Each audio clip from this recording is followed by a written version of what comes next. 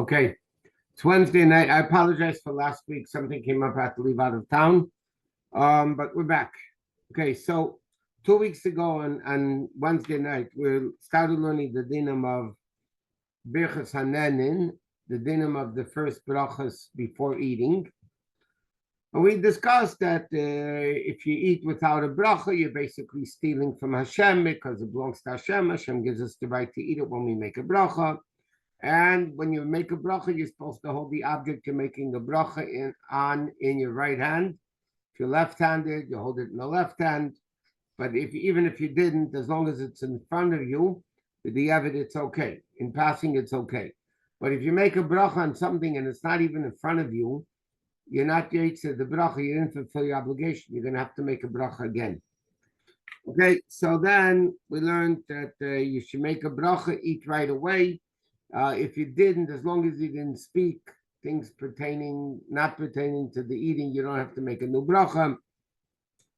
Okay, now this is where we're up to now. What happens if, these didn't we still in, but very quickly. If somebody tastes food to see if it needs salt or not, or pepper or whatever, and you don't really swallow it, but you spit it out. You just taste it in your mouth and you spit it out. So if it's less than 3 ounces, you don't have to make a bracha on it because you're not eating it. You're not swallowing it. The bracha is for the benefit in the throat and in the stomach. But if you're not tasting it, it's just tasting it in your mouth and you're spitting it out, you don't have to make a bracha. But if somebody is planning to swallow it, then they have to make a bracha on it, even though it's a minute amount. But like we learned, even a small amount, you have to make a bracha on any amount. If somebody drinks something, drinks something for health purposes like medication, if it tastes good, you make a bracha. If it doesn't taste good, you don't make a. If it tastes bitter, you don't make a bracha. What happens if it's in between? So those that talk about it basically say you should make a bracha.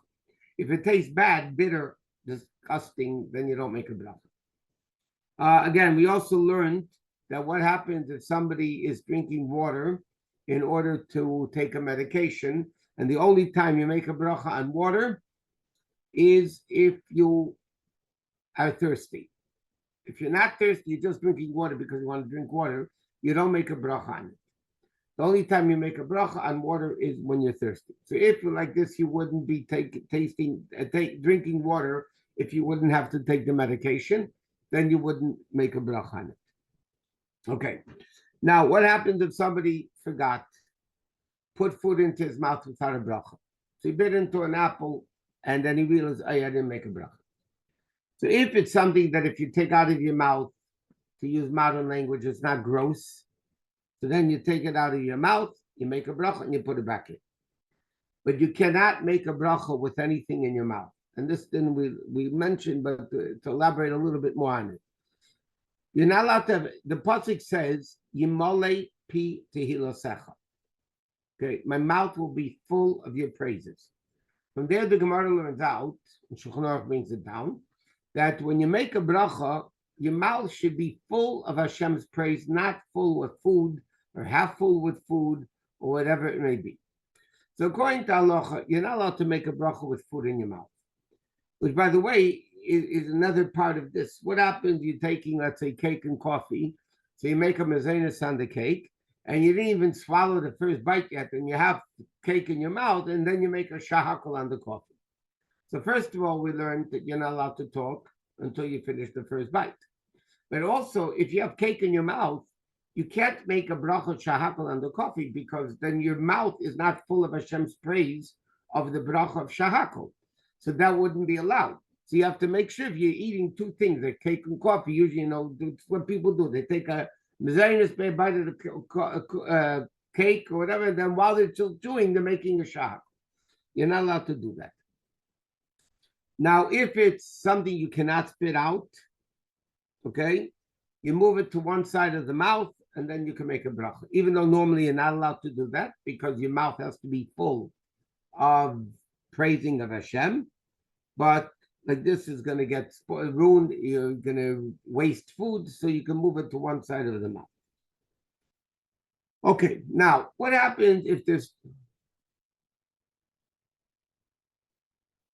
Again, according to halacha, if you're drinking water as part of your daily requirement, because people want to be hydrated and they just keep drinking water, again, in actual halacha, you don't make a bracha unless if you're thirsty. Because then you're not drinking it because you're thirsty. You're drinking it because you want to be hydrated or because whatever. So again, halachically, the only time you make a bracha on water is when you're thirsty. That's it. So by Chassidim, they would, say, okay, I'm thirsty and I don't want to drink water without a bracha. But if, by the way, if you're constantly drinking water a whole day and you're sitting by your desk and there's a bottle of water and you just keep drinking, anyway, you're not going to make a bracha every time you drink unless it goes by a long period of time.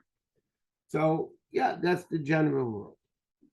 Okay, what happens if somebody had two things in front of him? They're going to eat both. One's a nut, let's say, which is our eights. All nuts are eights except peanuts, which is not really a nut. It's more of a pea than a nut. But that's why peanuts are adama. But all the other nuts are basically shahako. Eights. So what happens? Somebody has a nut and an apple. Okay? And technically it's the same bracha ha'etz for both. You're not allowed to make ha'etz on the apple and then ha'etz on the nut. You're not allowed to do that because you're causing a bracha that's unnecessary. You're not allowed to make an unnecessary. It's the same bracha for both things, and they're both in front of you. And you're planning to eat both of them. Why are you making two brachas if one bracha is enough? Okay? And so which one of the two should you make a bracha on? So you're going to be eating an apple and a nut. And we'll learn later if there's one of the fruits from Eretz Yisrael, grapes, dates, olives, figs, pomegranates, it's a different story. But let's say you have an apple and a nut, and you're going to eat both of them. And which one should you make a bracha on? The one you like better. That's the halacha. If you like the apple better, you make a bracha eitz on the apple. If you like the nut better, you make a bracha on the nut. Okay. Now, what happens if you made a bracha on the less important one? So as long as they're both in front of you and you're planning to eat both, you don't make a new bracha according to the Alter Rebbe. Now, what happens though? You have an apple and a banana in front of you. Now, an apple is ha'etz, a banana is ha'adam. That's two separate brachas.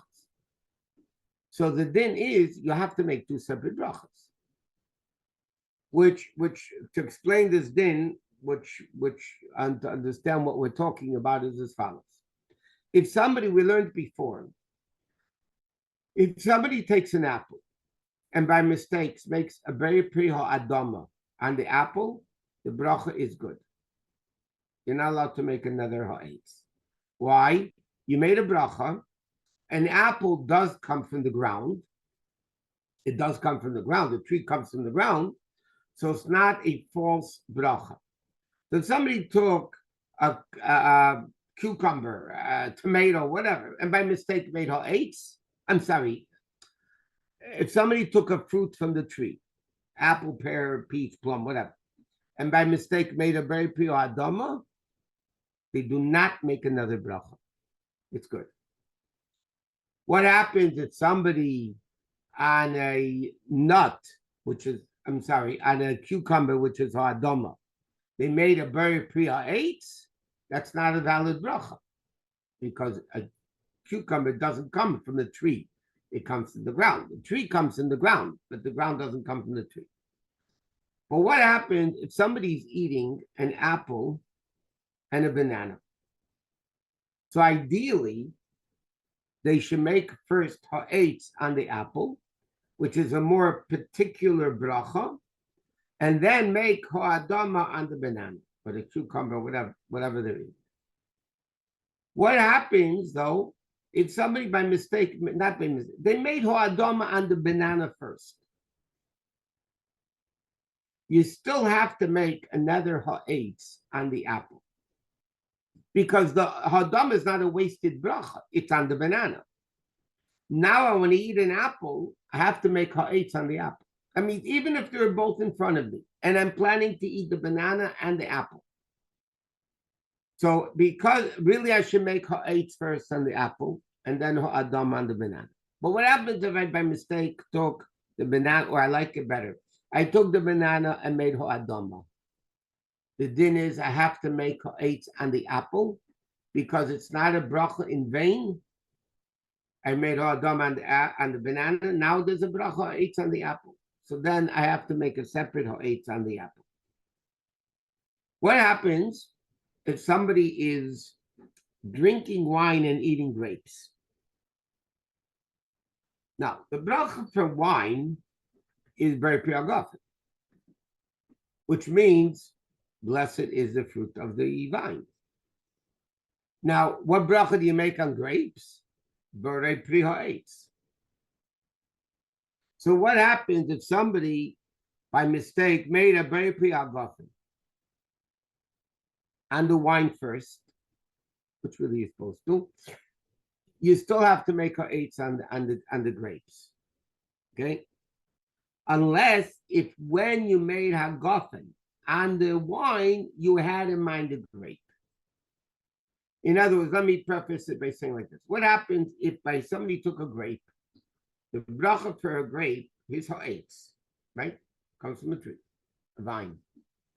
And by mistake, somebody on a grape said the bracha borei pri ha'agafen, which is the bracha for wine. Al pidin, you don't have to make ha'etz on the grape. Why? Because a grape is pri ha'agafen. It's not a lie. It's true. It's like the apple comes from the ground. So if somebody by mistake, you're not supposed to do it. If somebody by mistake made on a grape borei pri ha'agafen, you don't have to make a new bracha.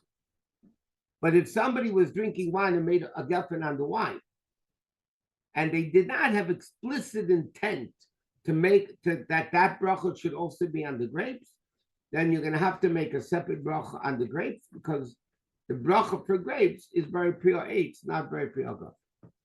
Okay. Now there's a din that's a little bit complicated. I'm just going to say the general concept of it. If somebody, let's say, starts eating in their house, and now they're going out to the car to continue eating.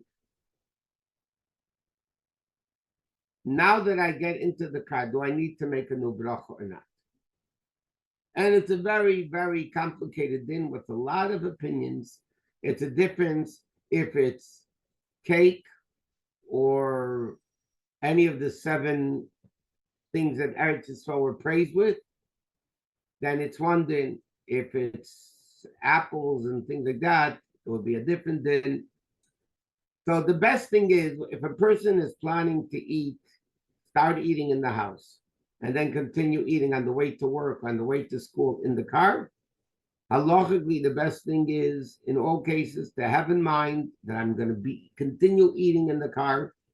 You should have that in mind when you make a mezainis, whatever bracha you're making on the food you're eating. You should have in mind, I'm going to continue eating in the car, and therefore this bracha that I'm making now is also valid for the food I'm eating in the car. Otherwise, it would be a lot of problems. Okay. That's what we're going to leave here. Now we're going to continue with also in dinim of brachos, the rules of an after bracha. Okay, so the rules of an after bracha is called bracha acharena, the bracha afterwards, which was also rabbinic. The only after bracha. By the way, while we're learning these dinim of brachos, it's interesting to note all brachos basically are rabbinic. The Anshe Knesset Hagdolah, the men of the Great Assembly, which was at the beginning of the second Bais Din, they instituted all the brachos we have. Birchas HaTorah, brachos we say before getting an aliyah or in the morning before learning Torah, is a big argument in the halacha if it's biblical or rabbinic. The only bracha, which according to all opinions is biblical, is Birchas Hamazon, benching, if you are full. Because there's a pasuk in Torah that we say in benching, V'achalta, v'savata, u'berachta. The Torah says, Berachta, you have to make a bracha. But the Torah says, when is the mitzvah to make a bracha biblically? On bread, number one, because that's lechem that we're making hametzi on. That's what the staple of a meal is. And the Torah says, if you're full, that means you ate enough bread or other things with the bread that you're mamish full, then you have a biblical mitzvah to bench. If somebody eats kazayas of bread, an ounce of bread, you have to make a bench. You have to bench, but that's rabbinic because you're not full, unless you got full from it, which is doubtful. So the only bracha, which according to all opinions is biblical, is Brachos hamazon, benching, and only if you're full. Because that's what the Torah says. Achalta, you'll eat the savata, and you'll be full, satisfied, then beirach. And we'll learn later the full doesn't have to be only from the bread. If you eat X amount of bread and you get full from the meat and the chicken and the eggs and whatever it is, and the fish, so then you're going to have to bench biblically also. Okay, so the din is like the common after bracha for most things, by the way, is what's called burying the nefashos. For anything that doesn't come from the Shivas Haminim, meaning it's not one of the 5 grains, it's not dates, figs, olives, pomegranates, things like that. The after bracha for meat and chicken and fish is burying the nefashos. Now it's important to keep in mind, burying the nefashos is not the shahakol of after brachas. Meaning as follows. If somebody by mistake on a piece of bread made shahakol, it's good. On wine, on anything. Because shahakol is a general bracha. Shahakol, nihiya bidvari, everything came about through Hashem's speech. So it is a general bracha that includes every possible food. Chacham said you're not supposed to do that. You're supposed to make ha'etz, ha'adama, mezainis, whatever the bracha may be. In after brachas, though, burying nefashos is not good for ala michya, or ala gefen val priya gefen, or ala eitz val priya eitz. That means if somebody ate a piece of cake, enough for kazayas, and by mistake said burying nefashos after the cake, they did not fulfill their obligation. They have to again make an ala michya. You have to say Baruch Shem Kved Malchus Leilam Voed because you said a bracha in vain. But the bottom line is you're going to have to make an ala michya anyway because you did not fulfill your obligation with burying nefashos. So if it needs a burying nefashos, you need all those things that you make a burying nefashos on. Now, how much do you need to eat in order to make an after bracha? The bracha before we learned a drop, the smallest amount, you have to make a bracha, eitz, adama, shahakol, whatever it is. And after bracha is only if you eat a kazayas of food. Now, kazayas of food in our measurements is approximately an ounce. So if you eat an ounce of food, then you have to make an after bracha. If it's an ounce of cake, you make ala michya. If it's an ounce of fruit that's not from Eretz Yisrael, then you make a burying nefashos. But it has to be an ounce. If you eat less than an ounce, you do not make a bracha achrena. And if you did, it's a bracha in vain. Because you're not allowed to make a bracha unless if you eat a kazayas. Now, what happens with liquid? How much liquid do you need to make an after bracha? So then the din is you need to drink aravias. Practically in our measurements, aravias is approximately 3 ounces. So if somebody drinks 3 ounces of water, and they made a bracha on it before, or juice, or any liquid, the after bracha is burying nefashos if you drink 3 ounces. Okay? What happens if somebody ate a half an ounce of cheese, which the after bracha is burying nefashos, and a half an ounce of an apple, which is also the bracha burying nefashos? So because together of the food, I had a kazayas, I had a half an ounce of cheese, a half an ounce of apple. They're both foods. They both combine to a kazayas. I make a ber nefashos. Foods combine to the shear. Different drinks combine to the amount. If somebody drinks 1.5 ounces of orange juice and 1.5 ounces of apple juice, so again, both are liquids, both demand the same after bracha ber nefashos, you would be able to do it. But if somebody ate half the amount of liquid and half the amount of solid, of food, they don't combine. Food and liquid don't combine. Food and food combine. Liquid and liquid combines. So if somebody ate, again, a half a kazayas of apple, a half a kazayas of cheese or fish or whatever it may be, or vegetables, as long as together you eat a kazayas which is 1 ounce, you make a ber nefashos. If somebody drank half of the amount of liquid and half of the amount of food, they do not combine. Now, an interesting din. What happens if somebody ate a half an ounce of cake, a half an ounce of an apple? Now, they're both foods. The problem is the after bracha is different. Cakes after bracha is al hamichya, and apples after bracha is ber nefashos. So what do? I had a half an ounce of cake, a half an ounce of an apple. Together, it does become an ounce, but what after bracha do I make? So the halacha is you make the lesser of the brachos, which means you make a ber nefashos. So if somebody eats a half an ounce of cake, half an ounce of something of ber nefashos, you make a ber nefashos. Taking it a step further, if somebody eats a half an ounce of cake, a half an ounce of bread, so again, they combine to an ounce, they're both foods. But what after bracha? I can't bench it. So the din is you don't bench, you make alamichya. You make the lesser, so to speak, it's not called lesser, but you make the less important of the brachas. But food and drink never combine. Not for brachas, not for eating on Yom Kippur, not for any din. Food and drinks don't combine.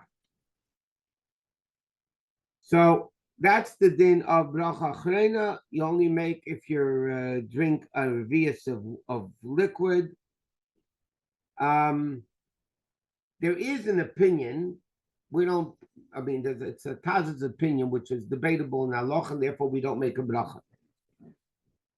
For liquid, you need 3 ounces to make an after bracha. What happens if you drink, those small shot glasses of whiskey?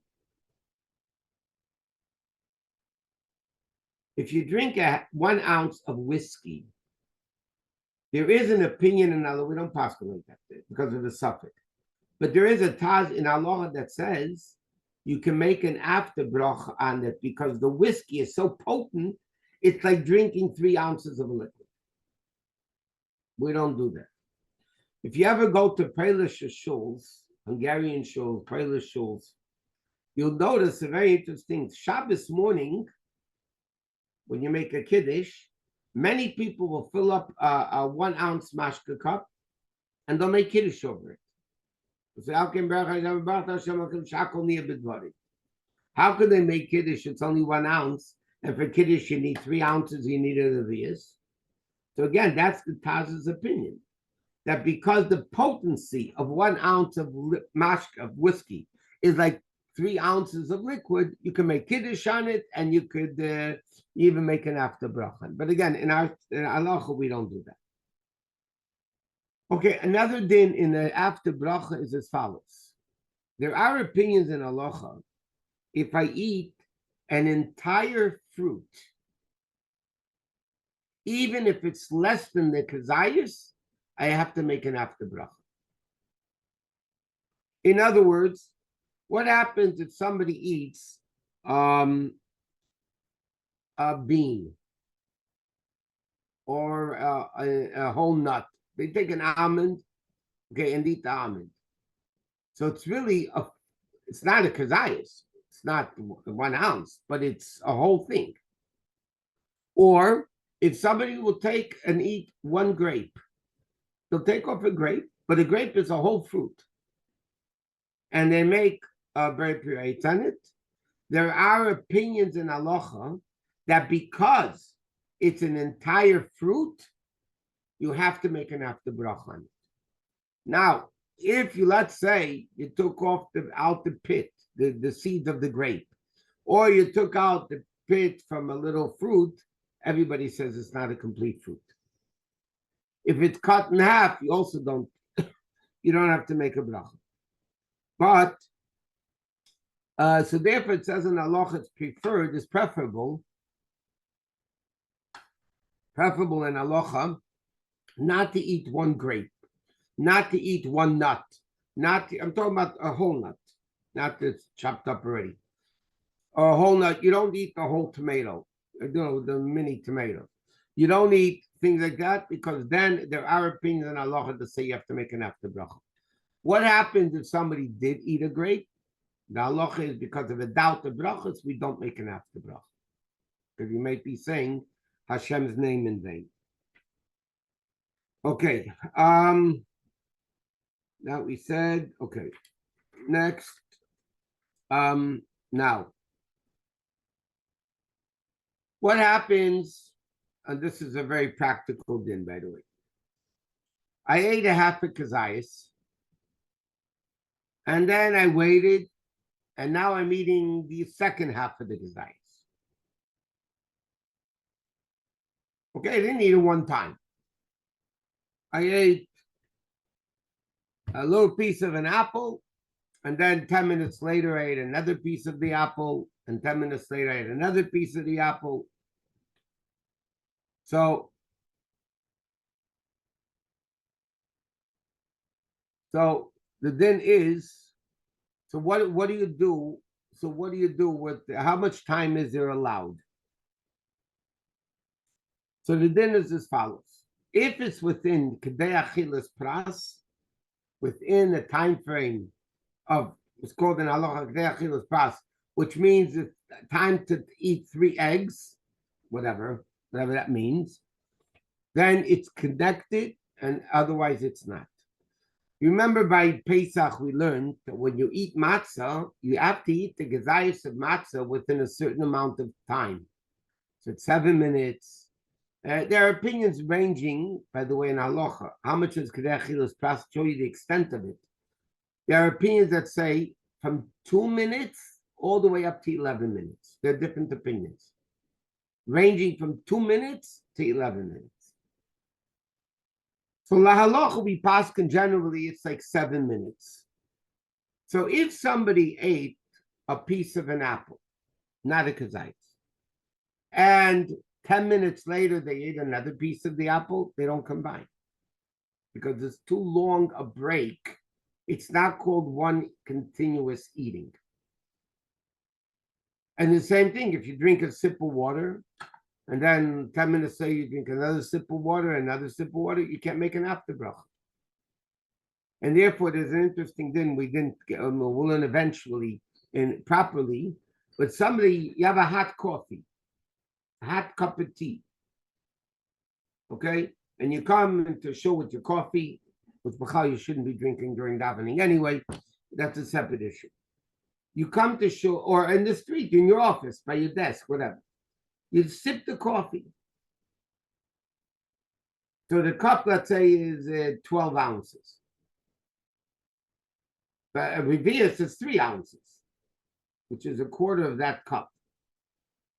So the din is, if you're not going to drink 3 ounces within 7 minutes, you cannot make an after bracha on the coffee or tea because it's not connecting the eating or the drinking.